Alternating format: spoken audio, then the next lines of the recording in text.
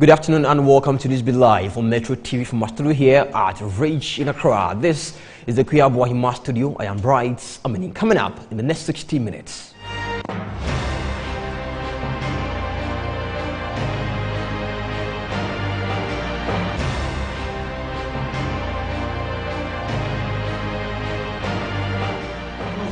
Fire guards portions of the Makola Market complex in Accra, destroying shops and items worth thousands of cedis. We will take you live to the scene for an update.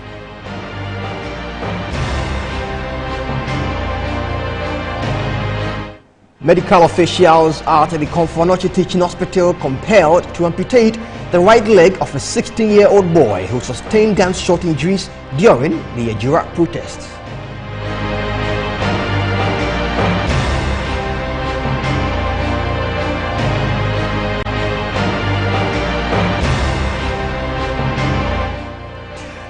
Business Country Director of the World Bank calls on government to implement stringent revenue generation measures to prevent the public debt from rising further.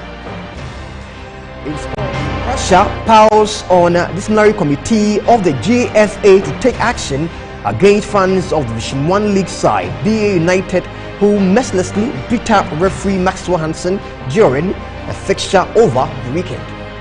And on the international front, gunmen abduct babies, nurses and security guards from a hospital in northwest Nigeria.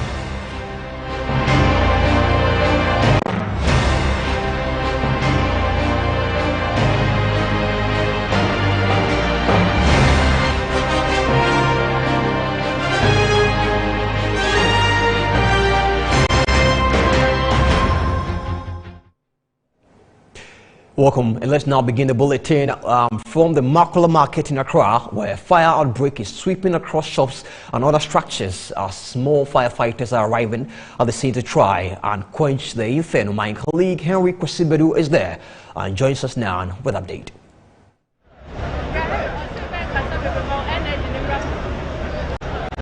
Hi, we are coming to you live from Makola, that is where one of market companies is currently on fire. We tried to close the flame for the past 3 hours. Some of the men have been able to enter the building with some of the fire tenders, and they are trying to stop the flame in there.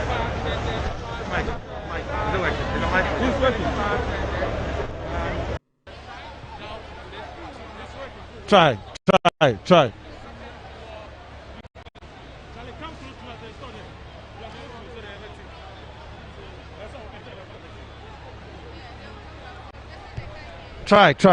Say hey, Juma. Hey, Juma. All right. So we are coming to you live from the Makola Market, where this fray, that is market complex, is currently on fire. The fire service is trying or working around the clock to douse the flames. What is now happening is that some of their men have been able to enter, that is the second floor of the building. Some of the traders who work here are also on hand trying to help the fire service douse the flames. You could see this fire tender that was brought in from Makola. They are trying as much as possible to douse the flames. You could see some of their men here. They've been working here for the past 3 hours trying to douse it. But what happens is, anytime they try to bring the situation under control, it resurfaces or the fire comes back and it's set ablaze somewhere on the third or the second floor, and they have to do it all over again. This is the 7th fire tender that has been brought to the scene. Earlier, we spoke to the PRO for the National Fire Service in the person of Robinson Oko, who told us that they've got the services of the Ghana Armed Forces, who also brought some fire tenders to the scene to try and help them douse the flames. So as you can see, there are some police persons here. Officials of the NADMO are currently on the scene, and officers from the National Fire Service who are working around the clock to douse the flames. So they are currently here trying, working around the clock to douse it. We could see the AMA boss is also on the scene together with some officials from the Accra Metropolitan Assembly who are trying to work around the clock. So this is the three-story complex directly opposite to the Makula Mall, and the police together with the Ghana National Fire Service, the personnel from the Ghana Armed Forces. I could see Mr. Robinson Oko, who is on our extreme right. We'll try and speak to him briefly before we wrap up. So as you can see, these are live visuals coming in from the Makula Market, where a three-story building is currently on fire. Mr. Ellis Oko is here. Mr. Oko, we are live on Metro TV. Just a second, we'll come back to you. Okay. He says he's not going to speak to us. He spoke to us earlier and gave us some details of what they are doing. According to him, there's a 7-fire tender that has come on the scene, and they are trying, as well, they've been able to open some of the stores, as you can see behind me, and trying to douse or to bring the situation under control. Another fire tender is just coming in. It looks like that's the one from the military. They came in earlier, but their water got finished and they had to go back to get some more water to come try and bring the situation under control. They've tried now, they've opened some of the stores and they are dousing the flames. They are putting their water on it. Mr. Robinson Oko is here. He says he's going to brief us after the situation is brought under control. So currently, that is what is happening here. This is the front view of the complex that is currently on fire. You could see men from the Ghana Police Service who are also on the scene here. This fire tender, that is the one that was brought in from Tema, as we were told by Mr. Robinson Oko, is done with its work here because it's been able to attack the fire from the roof, and they are about leaving the premises. But most of the traders who are here have complained about the work of the Ghana National Fire Service. According to them, when the situation started somewhere around 8:30 a.m. in the morning, they tried to fetch them to come douse the flame. That's the Tudu branch or the Tudu station of the Ghana National Fire Service. But when they called them, according to them, they said they didn't have water in their fire tender, so they couldn't come in. So they had to get reinforcement from other fire stations around Accra to come try and bring the situation under control. So this is the extreme end or the other end of the story building. The fire service are now in the building. They've entered the building and they are trying to bring the situation under control. You could see a lot of people standing by, most of them traders who do their business here in Makala. A lot of them were able, those who don't have stores, who sell around the complex that is currently on fire, were able to get their wares to a haven. That is, you could see some of the bags and some of the things that they trade in here. They kept them, their wares here. So they are currently here waiting for the situation to be brought under control before they continue with their work. So we'll try and show you what is happening here at the other end. As you can see, there is another story building that is here, and they've tried. The fire department, one of the fire tenders here, this one was the one that was attacking the fire from this end. They've been able to bring the situation under control from here, and some of them, as we showed you visual, are in the building trying to attack the fire from those areas. So we are showing you, there's another building that is very close to the building that was currently on fire. But what the fire service has done here is that they've been able to prevent the fire from crossing into the other buildings that are there. Most of the men are on the ground. This is the 7th fire tender that has been brought onto the scene. So we are standing by here. We'll be bringing you, like we've spoken to some of the traders who I've told you earlier that are not very happy with the situation that is happening here at the Makula, that is the shops or the store complex that's currently on fire. According to them, the fire service could have come in here earlier to bring the situation under control. But it looks like after 3 hours since they started fighting the fire, the situation has been brought under control, and they are moving into the building to try and those the smaller flames that are in there. A lot of the people are here standing by. Boss, let me please have a chat with you. Madam, yeah, Juma. I don't teach you. Oh, won't teach you. I will when I'll teach you. Oh, yeah, Juma. Yes. Okay, so okay. All right. It looks like they are giving us a warning sign that the building will want to collapse. So we'll move back into a safe place where we are protected a bit from what is happening. So that is the situation currently on the ground. The fire team is working around the clock to bring the situation under control. So reporting live, we'll be bringing you exclusive pictures from what has happened here this morning and this afternoon. The fire service, after about 3 hours, have been able to bring the situation under control. As you can see, some of their men are up there and they are trying to fight the fire in the building. Hopefully, they'll be able to bring the fire under control in the next hour or so. So we'll be bringing you a full report of what has happened here today at Makola.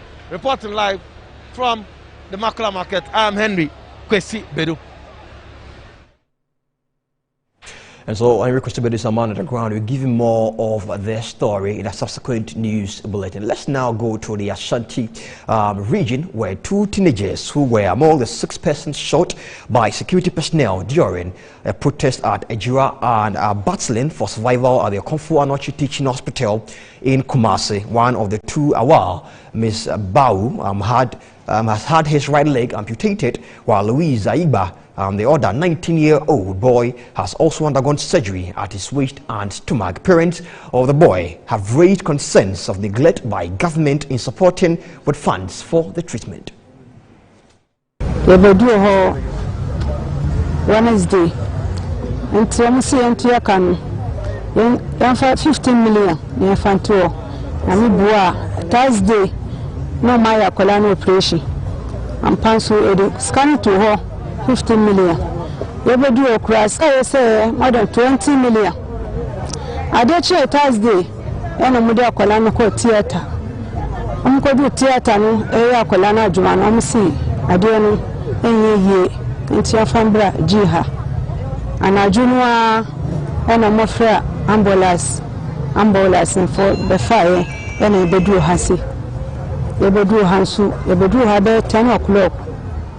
10 usu, a yampa, and say a colano ambulance, and panusu, a colani tinasa, and my dear chair.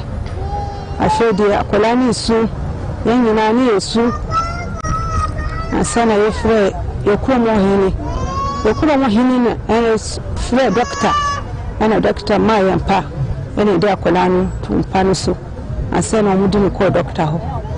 I send a doctor, a friend.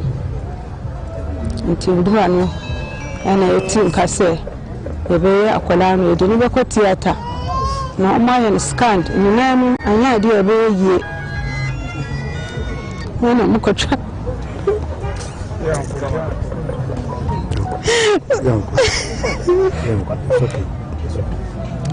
I want 40 years.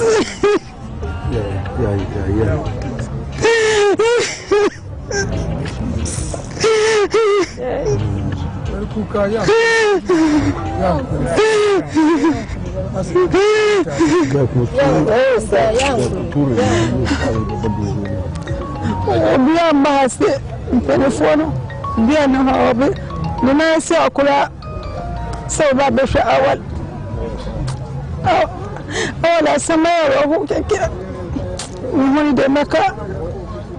Never could have emptied Jura and over.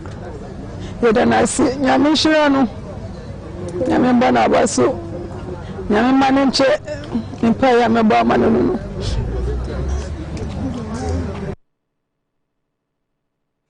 Quite a sad one, the mother of Awal, Ms. Bau, narrating to Metro News what actually led to the amputation of the 16-year-old son's leg. Let's now cross over to the Ashanti regional capital of Kumasi and speak to our correspondent, Abdul Basir Suleiman, on 2 critical issues. First, the Jura incident where the young 16-year-old boy's leg has had to be amputated, and the incident yesterday at the Kwame Nkrumah University of Science and Technology, where there was a confrontation between students of Katanga and Konti empty halls during a vetting of SRC president aspirant. Abdul Basir Suleiman, welcome now. So what reasons were given by doctors for the amputation, and how are the 3 others on admission faring?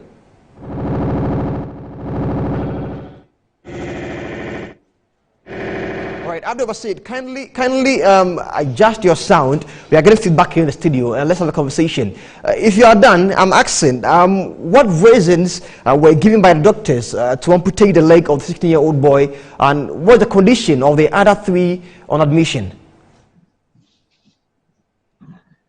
Yeah, according to the doctors, when after the scans and other examination, they realized that the boy had a knee injury which will not be possible for them to for it to function. So there is the need for them to amputate him so that he will be able to have his life back. That's the main reason that he was being amputated. And also on the matter of the other 3 who are still on admission, what is the condition? How are they faring?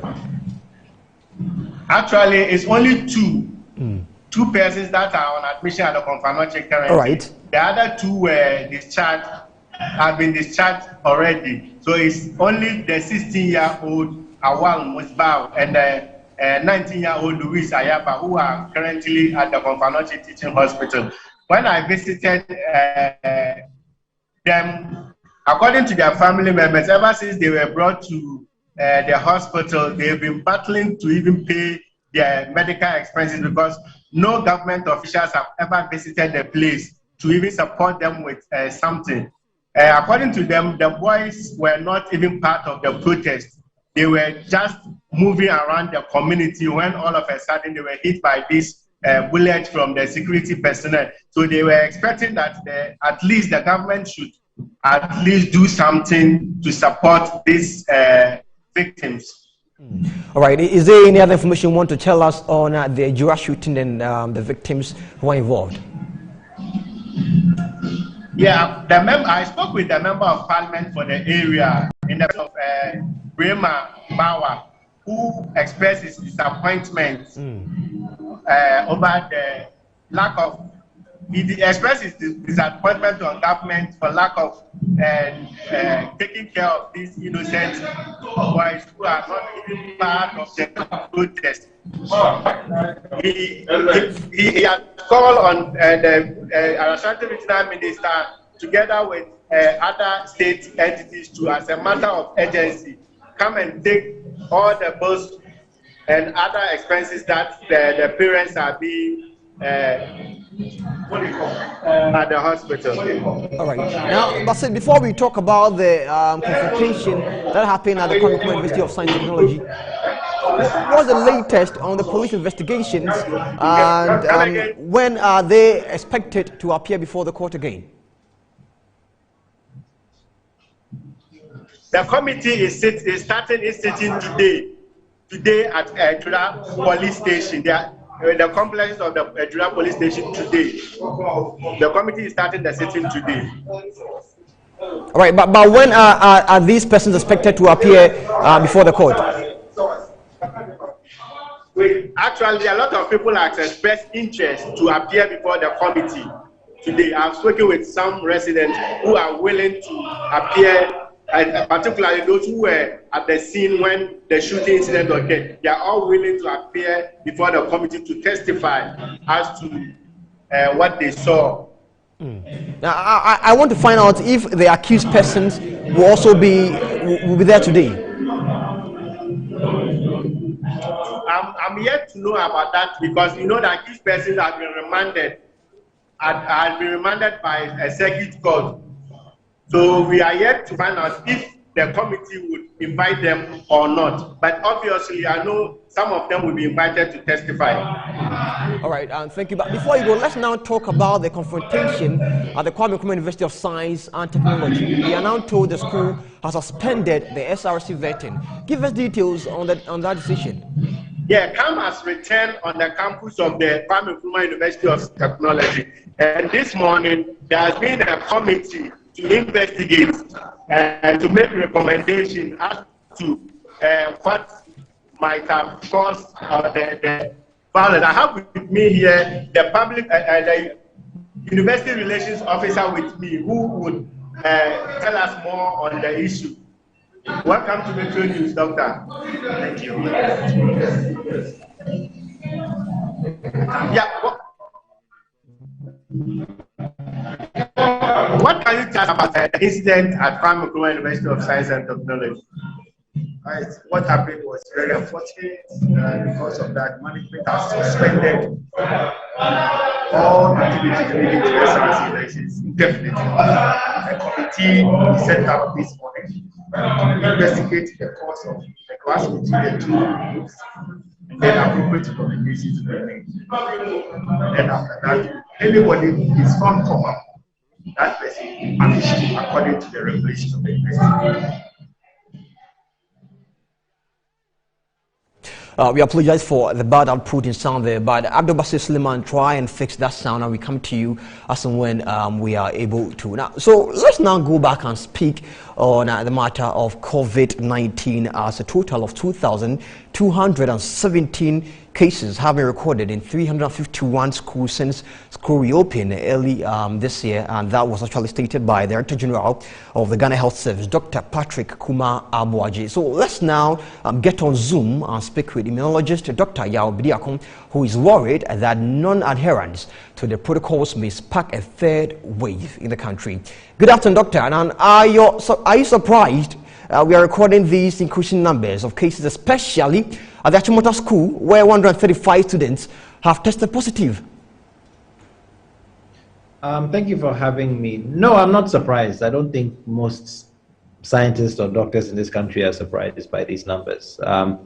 If you look at what has happened in other parts of the world, if you look at what has happened in India, in Uganda, the new variant of SARS-CoV-2 is highly transmissible.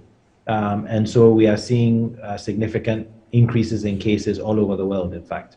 The only difference is that in countries that have high levels of vaccination, even though their numbers of cases are going up, hospitalizations and deaths are still low. Unfortunately, in countries like Ghana, and in many African countries where vaccination rates are very, very low, there is a risk that you would actually see increased hospitalizations. And I believe we are seeing a little bit of an increase of this locally, but we are yet to see the extent or how far this will go. But are we on the brink of experiencing a third wave? Oh, I mean, I think it's already here. We're not on the brink. I think a wave is just a surge of cases. And I think you can see from the numbers that we've experienced that there appears to be already an increase. I believe that is why the Director General of the Ghana Health Service has released a statement that he has done. To have an outbreak of the size that you saw at Achimota School suggests that the virus is spreading quite rapidly through the community. I do not believe that Achimota is the only school.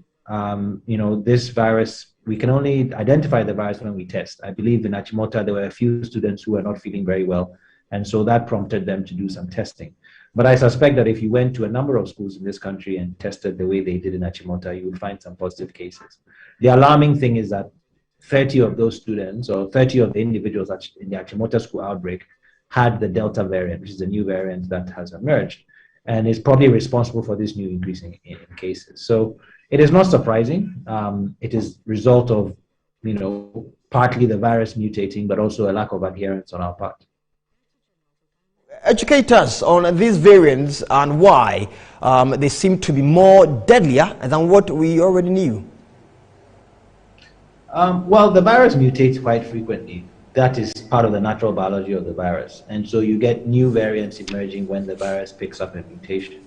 Many of these variants are no different from what you originally have, so they don't really they are not cause for concern. But every once in a while, through random chance, you will get a variant that will have certain abilities that the previous strains did not. In the case of the Delta variant, it has been demonstrated to be more transmissible than the Alpha variant. The Alpha variant is what we used to call the UK variant, which is what caused Ghana's, if you want to call it, second wave in December and January. This Delta variant is worse than that variant. It is also more immune evasive, which means that it's able to avoid our body's natural defenses. So when you put those two things together, highly transmissible and immune evasive, you get a very concerning variant. So that's what we are faced with. Anybody can just look up what happened in India to see what this virus can do. In Africa, in East Africa right now, and in South Africa right now, you have huge surge of cases, largely due to this variant. And now that we know the variant is here, there is the risk or the high likelihood that this variant is also going to spread the way it has if we are not careful. It could spread, and we could see a really significant jump in cases, similar to what we saw earlier in the year. All right, so what strategy can the government of Ghana take to ensure that this virus is curtailed and doesn't spread? Because already we are recording huge numbers. What should we do? Well, I mean, I think we have to take a look at our guidelines and our restrictions. There's a limit to what the government themselves can do. I mean, I think we are talking about adherence. The guidelines are in place. The rules are there. We just choose not to follow them. People don't wear masks. People attend large gatherings, funerals, weddings. It's the same thing that we've been talking about from the beginning of the outbreak. If we have large gatherings, if people don't adhere to the protocols, then we will have more and more surges. Obviously, one thing the government can work on is vaccination, but the government is not always in control of that situation because there's a severe shortage of vaccines, especially for low and middle income countries like ours. So I think what we can do as we try to get more vaccines is to adhere better to the protocols, to ask ourselves whether we should be having large gatherings or not. And we should certainly, when we are in public places, be wearing our masks, be washing our hands. Thank you, sir, for your time last year on NewsBeat. We are grateful. Dr. Yao Bediakon is an immunologist, and he joined us via Zoom for the conversation of the new variant in Ghana. You're still watching NewsBeat live on Metro TV Live on DSTV channel 277. We'll be back from the break with more.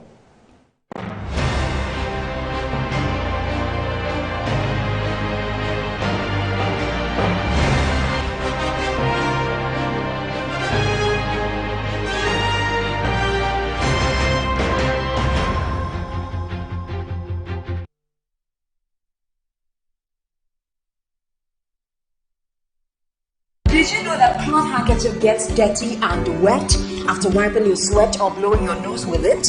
Keeping a dirty handkerchief in your pocket or bag is very unhygienic. Reusing it increases your chances of getting sick from germs. That is why I always use Flora disposable handkerchief. Flora disposable handkerchiefs is disposable, thus making it a more hygienic option. It's thick and very absorbent. With 10 tissues in a pack, Flora disposable handkerchief is better than a cloth handkerchief.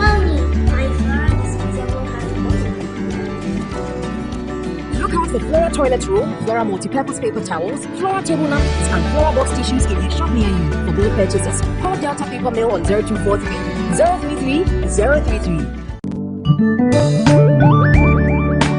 In Ghana and in Africa, there is only one place to look to get that luxurious design and decor for your offices and homes. Visit Jamila Home. We give you the climax of luxury wherever you find yourself. Presidential and executive office furniture, living room set, dining set, stunning mirrors, adorable wallpapers, lovely king and queen size beds, valuable antiques and antique goods, beautiful chandeliers and more. Into the bargain, we provide caring customer service, prompt delivery service, skilled and artistic full house design and decor services, and free decor ideas for your space. Our products and service is unparalleled, boasting of top-tier clients all over the globe. Jamila Home, home of first-class quality furniture, beautiful chandeliers, and antiques.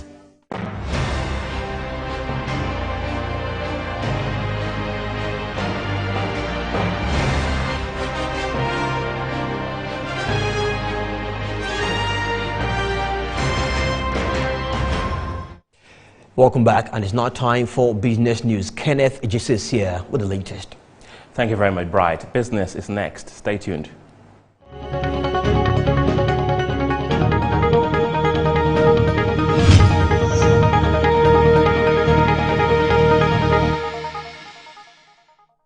Country Director of the World Bank, Pierre-Franck Laporte, has called on government to implement stringent revenue generation measures in order to prevent the public debt from rising further. His comments come on the back of the country's total debt rising to 304.6 billion as of March 2021, a situation he fears may get worse if government does not act quickly by borrowing responsibly and trying hard to increase domestic revenue generation efforts. A statistical bulletin data published by the Bank of Ghana show a worrying trend as just two expenditure items, interest payment and employee compensation, guzzle all revenue generated in the country. The two items overtook money generated in the domestic economy by 24.4% in the first quarter of the year. According to the data, the country generated 12.5 billion Ghana cedis from the domestic economy as of the first quarter of 2021, but spent 8.2 billion Ghana cedis on interest payment and 7.3 billion Ghana cedis on compensation of employees, taking the total figure to 15.5 billion Ghana cedis. This simply means government had to borrow in excess of 3 billion to cover these two basic obligatory expenditures. Besides these two, other expenditures of government amounted to 23.4 billion Ghana cedis in the period under discussion, pushing government to borrow more than 11 billion Ghana cedis to cover all expenditures incurred in the first quarter. Joining us via Zoom to talk more on this is Professor John Gachi. He's a lecturer at the University of Cape Coast School of Business. Professor, good afternoon and welcome to NewsBeat. Should Ghana be worried by this caution from the World Bank? And if yes, why? I think that is exactly the case. We are already worried because what it means is that if you are spending all your revenue on payment of interest and compensation, what it means is that you have nothing left for infrastructure development, you have nothing left for amortization of your loan, you have nothing left for goods and services, and it is the goods and services that keep government machinery like the ministries working, etc. So what you will experience is that will also culminate into a weaker performance of a government ministry and department. Inefficiency will be increased, and that will negatively affect the overall running of government and management of the economy. So we ought to be worried about this situation. Right, so what can be done to reduce the public debt or prevent it from rising further? Yeah, two things can be done quickly. It is not the case that revenue have not been increasing year on year. It is because the level of increase in expenditure far outweigh that of increase in revenue mobilization. So we need to contain expenditure, try to focus on productive expenditure and necessary expenditure, and take away those expenditures that are not actually in our interest currently. Then we also put up very fierce revenue generation effort in place to mobilize more revenue. You cannot only focus on revenue generation when you don't focus also on managing expenditure. If you do that, revenue can increase by 50% and expenditure increase by 100%, and you are at the same point. So these are the two things I think should happen right now. And we also need to contain our borrowing within our means. The rate of borrowing is very high, and the quantum of borrowing is also very high. So if we're able to put these three measures in place religiously, I think we should be able to contain the situation. In addition to that, it is the growth of the economy that also contributes to revenue generation. So our effort at ensuring that growth momentum is, comes back should be done very well, so that we have inclusive growth. That will also ensure that we have revenue being contributed from various sectors of the economy. Right, let's talk about the recent judgment debts. There have been payments of judgment debts upon judgment debts. Do you think that's also a contributing factor to a rise in debts? Well, that may be part, but the truth of the matter is that our debt accommodation is beyond our debt repayment capacity. That is one of the challenges. The judgment debt is actually misuse of government revenue, because we took the decision to cancel contract and agreement without ensuring that there is proper basis to do so. So we have incurred those judgment debts unnecessarily. So they are actually poor management of government resources. They are actually misuse of government resources, because every debt that we acquire should be related to a certain asset we have created for the country. So judgment debt in particular is not linked with any asset that have been created for the economy. So that is why it is a bad, governmental behavior in taking such poor decisions that will lead to judgment debt. Our debt is a combination of internal and external debts. Which of them do you think we have to minimize in terms of borrowing, internal or external debts?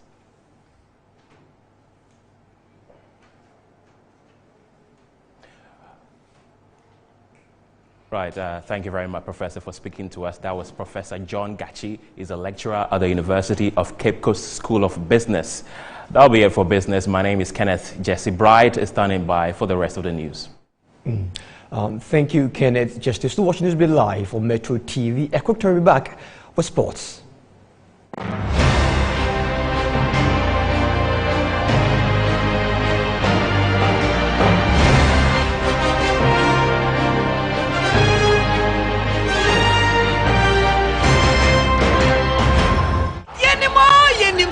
Football pa and nothing a high sense as sponsor Euro 2020 Edia Mauno Nisa Sunti na Yatiti TV so say who Edia Mauno a high sense Euro 2020 TV super promo can who brand new high sense TV and board that for pictures near clear na color near deep sound quality this so dear one it here high sense TV so dear entry power about down one access you are akona utusa barefoot. If it's 18th June, I call him 11th July. A Hisense Hero 2020 TV Super Promo. And my review said Hisense and Kwan and my 5 years warranty. A Hisense Hero 2020 TV Super Promo. I cost to a Hisense showroom, sir. I want Ghana for Nanina. What you would you not say now? Hisense, everyday prices for everyday people. Hisense, official sponsor at the Hero 2020. Are you tired as a consumer in Ghana when it comes to issues that confront you as a consumer? Worry no more. Kofi Capital, I'm here to give you the information, all that you need to make sure that your right is protected as a consumer. We have too many laws and agencies that should protect the right of the consumer. I'm here to give you the information that will help and assist you to get goods and services delivered to you without any worries. Watch the Capital Show on Metro TV.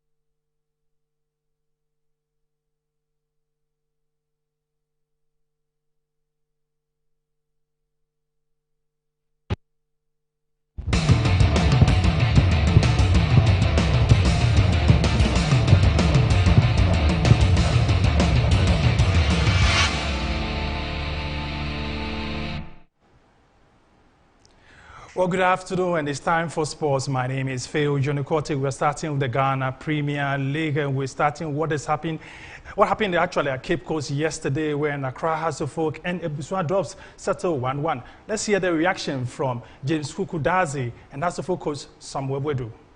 The game was very exciting, very competitive. The two teams, they played their hearts out, and I think we should have won the game. But that's football. It's quite unfortunate we conceded early goal before we came back. We have not done yet. We are still on course. Anything can happen. We wanted to win this match so that we can wipe from 3 points to 6 points. But look at what happened. Even as I'm not happy at all. I'm not happy at all.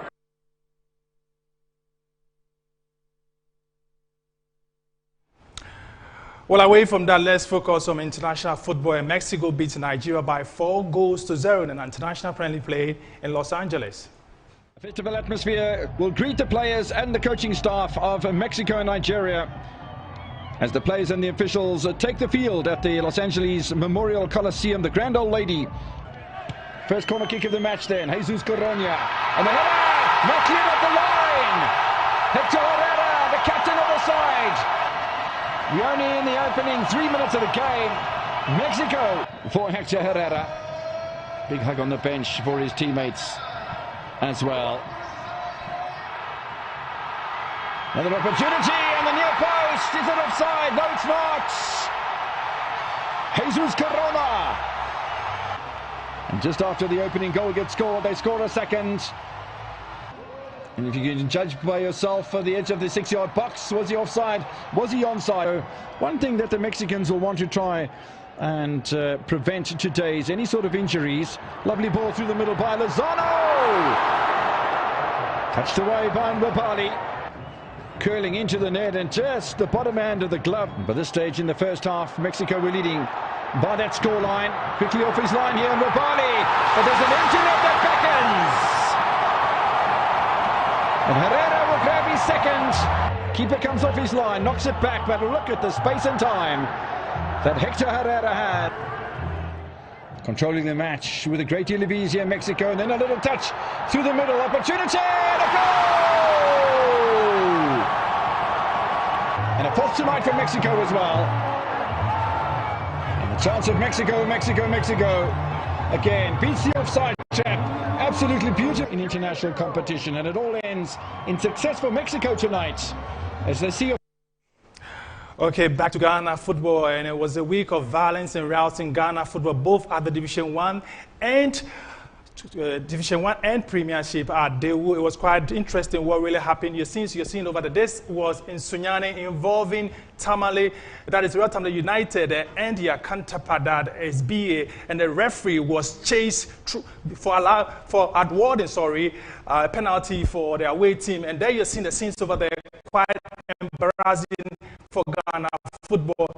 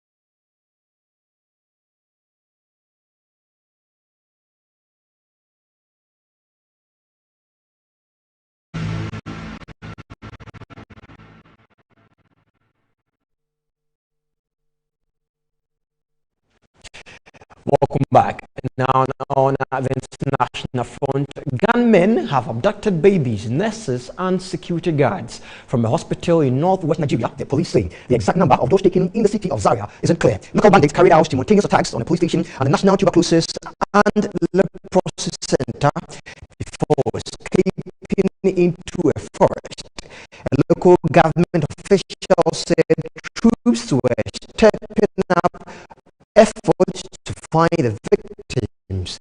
At least 7 people were killed in similar attacks by gunmen over the weekend in Kaduna State. Kidnappings for ransom are common in Nigeria.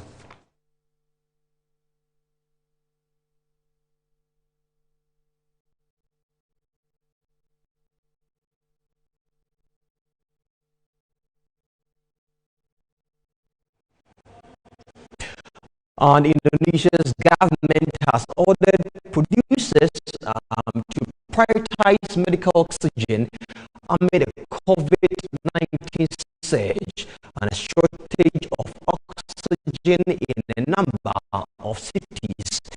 And our hospitals say they have almost exhausted supplies, with one reporting that 63 patients died as a result of oxygen shortages.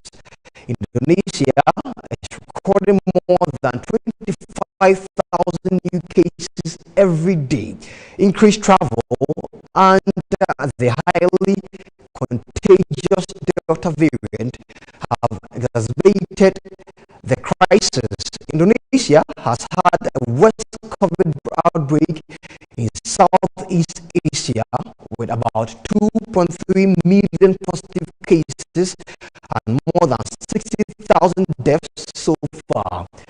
However, experts warn that the overall numbers are potentially much higher because of severely inadequate testing outside the capital, Jakarta.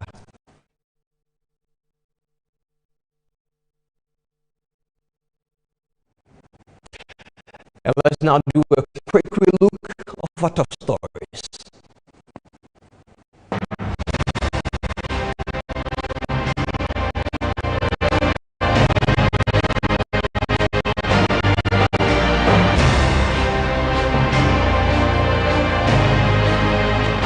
Portions of the Makala Market complex in Accra, destroying shops and items worth thousands of cedis. Our reporter Harry Kwesibedu gave us live update.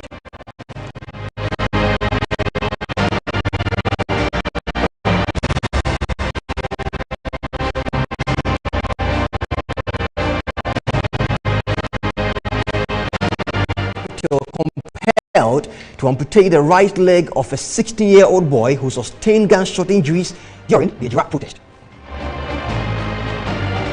In business, country director of the World Bank calls on government to implement stringent revenue generation measures to prevent the public debt from rising